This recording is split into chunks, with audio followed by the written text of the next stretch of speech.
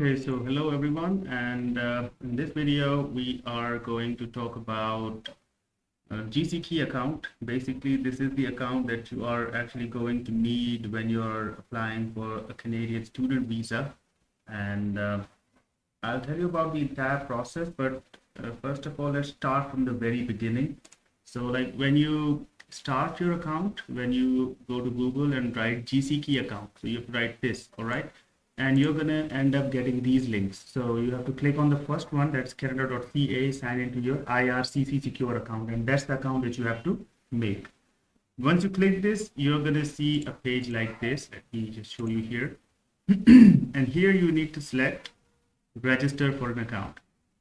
So once you click register, this is the page that you're gonna see, all right? And here you just see register with GC key account. Let's wait for the page to load. Then here you will see, since you do not have a sign in yet, you don't have a username or a password, you need to go to sign up, click here, and then just complete these steps that are mentioned. Terms and conditions, you need to accept these. All right, so the username, I'll just say let's just satisfy these two conditions. So that's fine. Let's click continue. The username is selected is not available. Oh, okay. But it's asked for one. Let's try this one. I think this one would be available. Yeah. All right. So let me just put in a password. So you need to make sure that your password actually meets all these criteria mentioned here on the right. So you need to have a capital letter, word, one special character, and a number. All right, so all of these. For the special character, you need to press shift, of course. You would know that since you're applying for a Canadian student visa, so I'm assuming you would be knowing these basics. All right, so you're gonna have to choose these recovery questions and answers and hints. And the first one, this is just a dummy account that I'm making. This is not going to be an actual account, so don't bother signing in, all right, using these credentials. So I'm just going to delete this or revoke this account first when I'm done with this video. So what was my first pet's name? Since I do not own a pet, now I would just write, let's write, what was Harry Potter's owl's name? I think it was Hedwig. So memorable person, he was my teacher, first tuition teacher. Yeah, okay. Memorable date. You need to enter the year first. That's like 1990, 10. I don't know why I did that, but let's just put it any date here.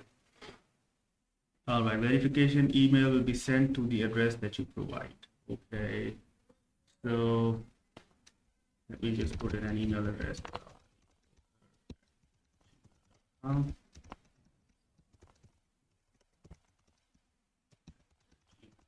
I already have made this account especially for this video. So the confirmation email. Okay, let me verify my email now. Confirmation code has been sent. So let me just check it. Give me 2 minutes. I'll just check it right away. Here. So you're gonna have to follow this entire process on your own as well. All right. You need to like know all of this. Okay, so here it is.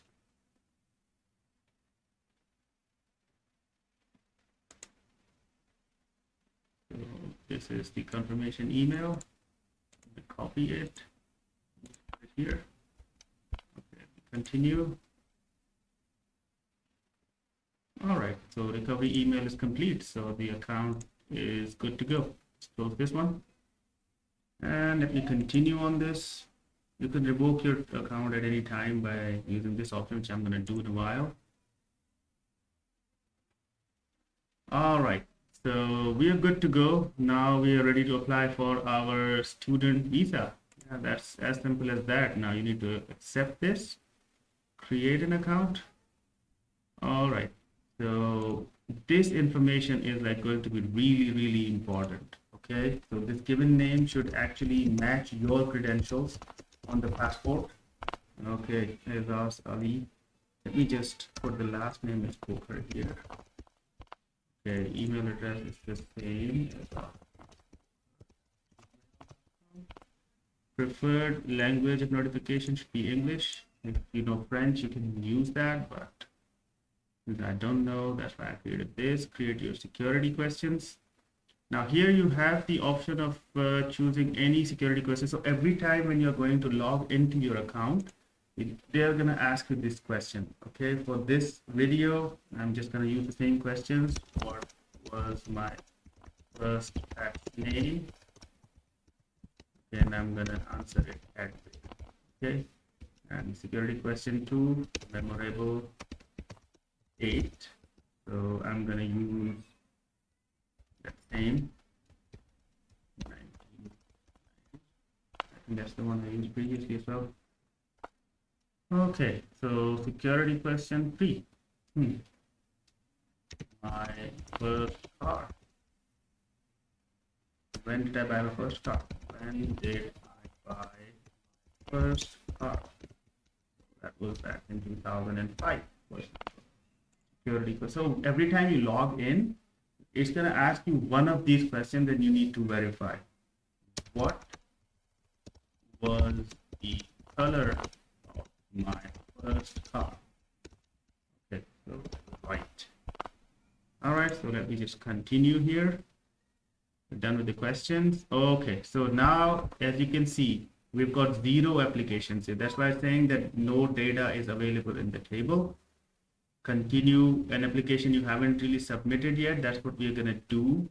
So that's how pretty much how you make an account on the IRCC's website. So now this is done. So now what you have to do is that you just need to put in an application. For example, start an application if you're applying as a refugee, citizenship, etc. But we are applying as a student. So we're saying here that it includes application for visitor visa, work, study permits, express entries. All of these are going to come under this link. So you need to click this. Please enter your reference code to begin your application. Okay, if you've already come to Canada or express delivery, you have received a document checklist or a personal reference code. Since we haven't, so determine your eligibility. Now, since we don't have any code, we are not already in Canada. So we need to go down and choose this because this is where study permit is showing, right? Let's click this.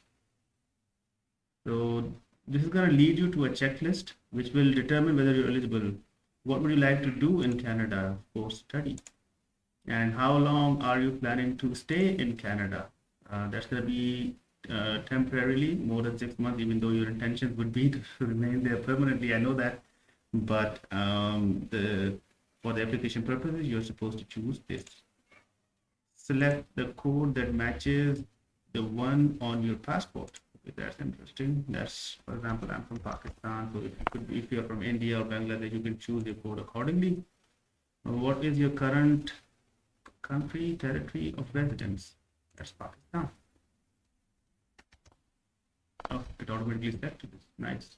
Do you have a family member who is a Canadian citizen or permanent resident and is 18 years of age or older? If it is yes, for example, you need to choose yes. So my brother is actually a PR there in Canada, so I have chosen yes. What is your date of birth? So let me just enter the same date that I always enter. That is okay, March 10. All right, next. Let's click next. And it's going to keep on asking these questions. Are you a lawful permanent resident of the United States with a valid US citizenship and immigration number? No, we're not. We wish though. And have you been accepted to a designated learning institution? Of course, you're going to choose yes here. If you choose no, you're not going to be eligible, right? You must have an acceptance letter. That's why you're going to apply for this. Have you visited or lived in any one of the countries, designated countries, for consecutive 6 months in the last year?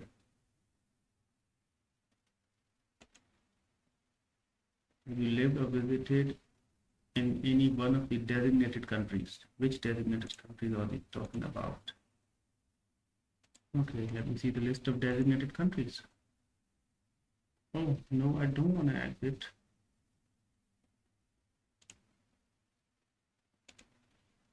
Okay, this is a tough one. Designated countries. No, I haven't. I just lived in Pakistan. Okay, I think I filled the wrong one here. So even if you make a mistake, that's okay, all right?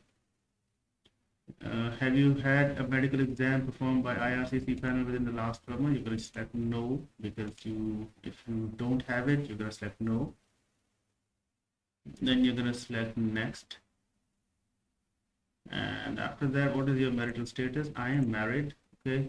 What is your province of destination province? So, for example, mine was Newfoundland and Labrador. You could choose accordingly as per your acceptance letter. Next. Based on the information provided, you may be eligible. Oh, thank God, we are eligible. Yeah, that's good. That's a relief. That one question was really tricky. That designated country. I think we need to open that and see. You're almost there. We're going to ask you a few more questions based on the answers that you provided, and then submit your application. All right. Let's click next. Do you have a valid work permit or study permit and need a visa to return to Canada? No, we don't. Next. After that, are you an exchange student? No, we're not. Is work an essential component of it? So if you have like co-op, then maybe you need to choose yes, but you need to also confirm it from some other video or source. So I'm not here to make a claim on this one, but since my program was MBA and it didn't require any such essential component of my studies, work being an essential component of my studies, so I chose no here. Are you spouse, a common law or a child, certain skilled worker, certain full-time student, international will have status in Canada? No, will not. So if your spouse is in Canada already, you could choose yes, otherwise no. A recipient of Commonwealth scholarship? No. A participant in the Canadian aid program in developing countries? No, we're not. Next. Let's wait for it to continue. Are you accompanying a family member that has status in Canada or has recently been approved to come to Canada? So, for example, you're applying for a spousal open work permit and your spouse is already in Canada, you'll be choosing yes. Otherwise, you have to choose no because you're single and you're applying for a study permit. Have you ever committed, been arrested, charged, convicted of an offense? No, we haven't been, thank God.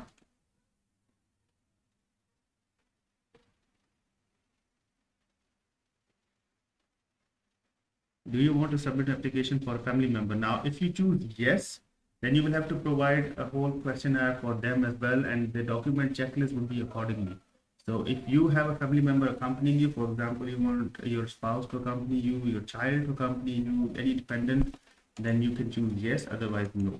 I'm going to choose no here.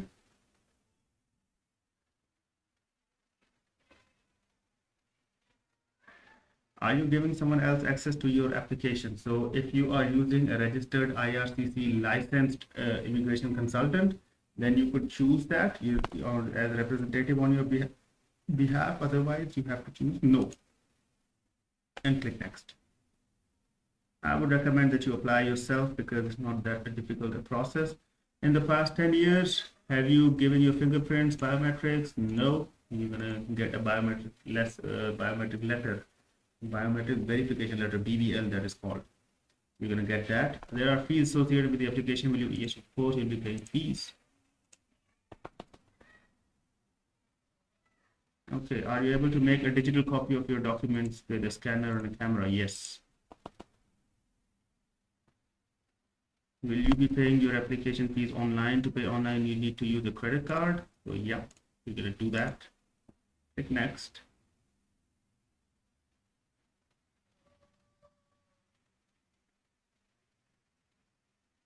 All right. So this is where you review all of your answers that you answered. So you need to double check this information since I'm doing this for you people. So I'm not going to double check. Even if I made a mistake, it's going to be fine. So, but I didn't make a mistake for you guys because I think it's important for you to fill this form correctly. So you need to double check this in any case. All right, so that's pretty much it, and then you click next here, continue. Now I think it's going to generate a checklist submitting your application. So these are the steps you need to read these. First, you use your account. You'll be logged into your account. You cannot use another person's account. Save your application. Every time your application is valid for 60 days. This is important. All right. So once you initiate an application, it's important that you submit all your documents within 60 days. Otherwise, your application will be automatically deleted. And upload your documents. These are the documents that you're going to need. We're going to have a look at them. So these are the formats that are acceptable: PDF, JPG, TIFF, and PNG, pretty much all of the formats, doc and docx. Pay your fees with the cards, and that's pretty much it. So you click next here.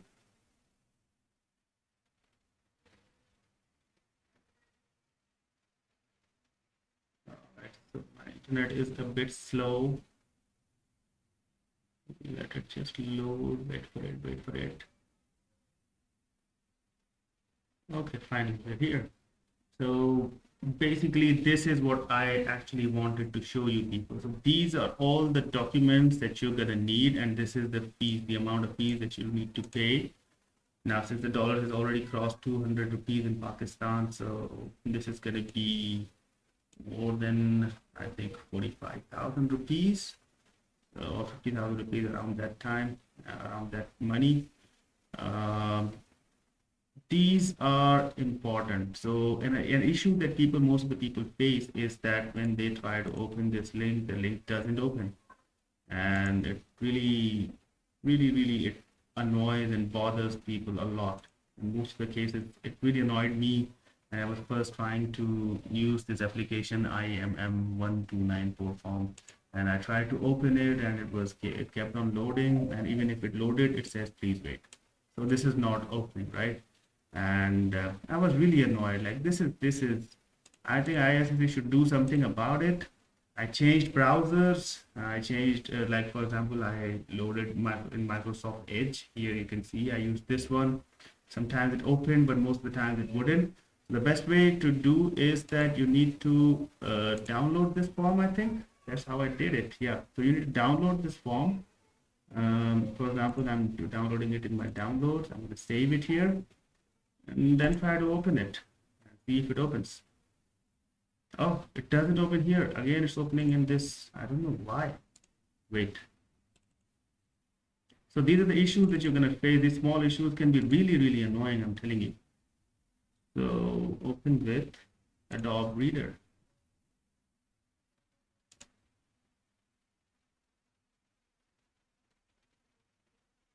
Where did it go?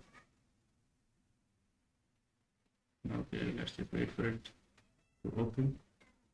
Meanwhile, let's look at, oh, it opened finally. See, so that's what you gotta do. And this issue actually annoyed me a lot.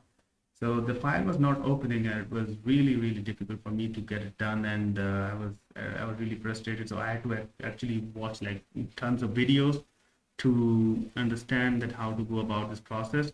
So this is actually the kind of form. I'm gonna go through this form one by one with you guys.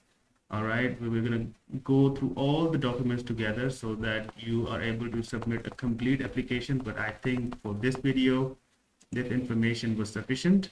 So now you know how to open these forms. All right, you need to download it, save link as, and download it, and then you could actually upload it via using this link. And these are supporting documents that you're going to need. So you need your valid passport, the first 2 pages, scanned properly, letter of acceptance, proof of financial support, proof of means of financial support. So this is where you need to upload your GIC, I think, yeah. And digital photo, family information, we're going to fill it together. And we'll check this one. I think it's an optional document, and this is really important, the client information form. So how to write and shape your SOP. This is going to be essential for your application. This is the most determining factor of your application, and most of the applications without this actually optional document get rejected. So we would go through all of these one by one, and how to make copies of these, and how you're gonna be able to upload all these documents. So that's pretty much it from this video. I hope you find it helpful. If you did, please do like, share, and subscribe to my channel. In the next video, we are going to initiate an application in which we can apply for the spousal open work permit and the kids visa together, and we'll have a look at the documents list and how to go about it. All right. Thank you for watching. Goodbye.